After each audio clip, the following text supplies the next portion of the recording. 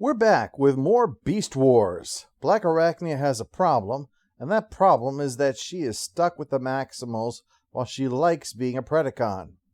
The thing that makes her that way, though, is the modification that Tarantulas introduced back in Season 1, when the Predacons recovered her pod. She's shaped into who she likes to be by people she currently hates. Oh yeah, and there are apparently some problems. Seems that having your mind diddled by a mad scientist serial killer is bad for you. Who knew? But she has a plan, and there's only one thing that can go wrong. Black Arachnia! Silverblood, no! You... And I see it's arrived. After his helpful addition of charging headlong at the strange thing, which is the equivalent of, how about we pour coffee in the vents, there's no trying this again. She was trying to get a transmetal upgrade to survive, but now that's botched and the deterioration is, well, she's about to meet that giant vacuum cleaner that comes for all spiders in the end. The only hope now is to remove the program that makes her a pred, and that's a dangerous thing too.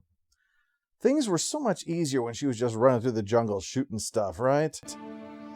I always figured if anyone survived the Beast Wars, it'd be me. My money was on Waspinator. If he hasn't died yet, then he is functionally immortal. His beast mode should have been a cockroach. But there's a heart-to-heart chat between her and Silverbolt, where she finally seems less resistant to the idea of being a Maximal when he brings it up. Rather than about him trying to make her something she's not, it's about something else. I mean, yeah, it's saving her life, but that means that it's not about his feelings for her needing to be squared with his sense of right and wrong. Don't try changing me just because of your hang-ups, Fido. With another spasm, she can see the end is nigh and is prepared to try this crazy plan.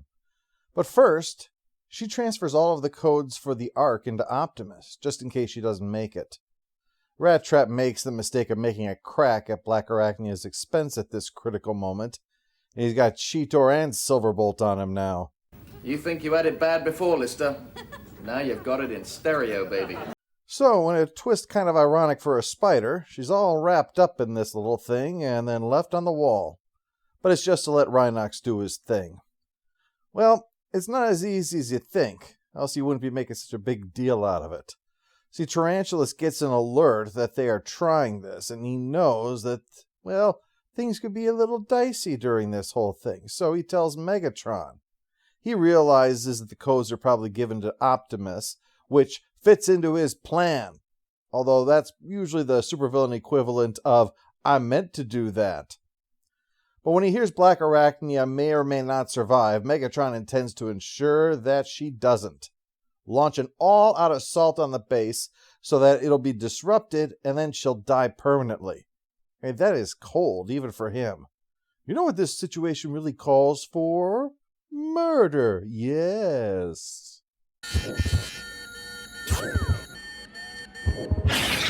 Slag! This is Tarantulas' work. We have to intercept it before it reaches her core consciousness. Who knows what kind of twisted, perverted things Tarantulas has put in there? I mean, just look at the guy. And by the way, how crazy would it be if you gave a spider a crush fetish? He sorts this out before she gets infected, but the Predacon attack is disrupting power. Let me reiterate, they aren't attacking anything except the base's power, just to screw with the maximal effort to save Black Arachnia. Even when the Maximals come out to engage them. The only one we're murdering today is our former comrade-in-arms, damn it. Because I have taken this shit personally. This is more fun than stripping a Maximal circuit! Fun's over, slime bucket! Quick Strike is Waspinator with less dignity. Inside, the program is sending more dirty thoughts into Black Arachnia, and while Rhinox gets one of them, the attack disrupts him from being able to stop the last one, and... No!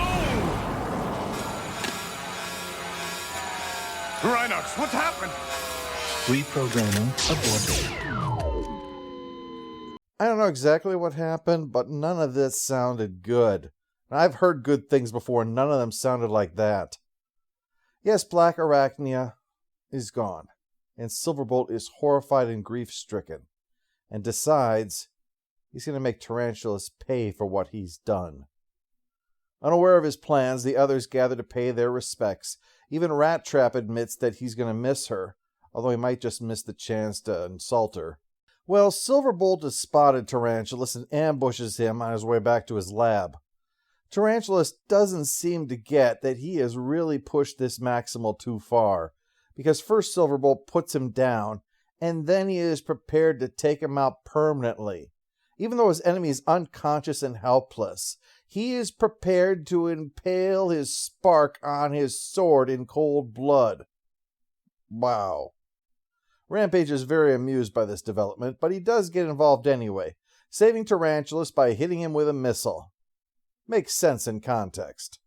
Well, what none of them know is that while she was left unattended, the sphere that she tried messing with earlier to become transmetal activates and continues the process of transforming her, so that she's now whole and upgraded.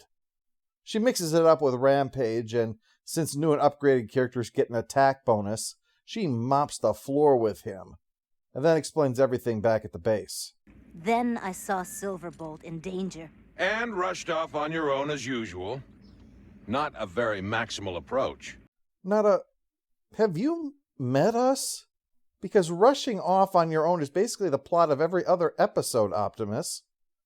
But yeah, she's back better than ever and ready for the push into the end of the series, boys. I will admit, I did think Black Arachnia might have died for real. It was sufficiently set up, had the precedent in the show, and we are rapidly approaching the end of the series. So good for them in creating genuine tension in this episode. Her new look will take some getting used to, though. I mean, honestly, I get creeped out looking at her face, but I think it's just because it looks so much like a photographic negative that it just... ugh. The episode does a good job of being about what is said when the chips are finally down, and maybe even when we've already lost. What often goes unsaid finally has to be given a voice because there will never be another chance again, or even it's already too late to say it. This also goes with the things that we refuse to say to ourselves until such moments. The confrontation with her mortality forces them all to reevaluate her soul, and that includes Black Arachnia herself.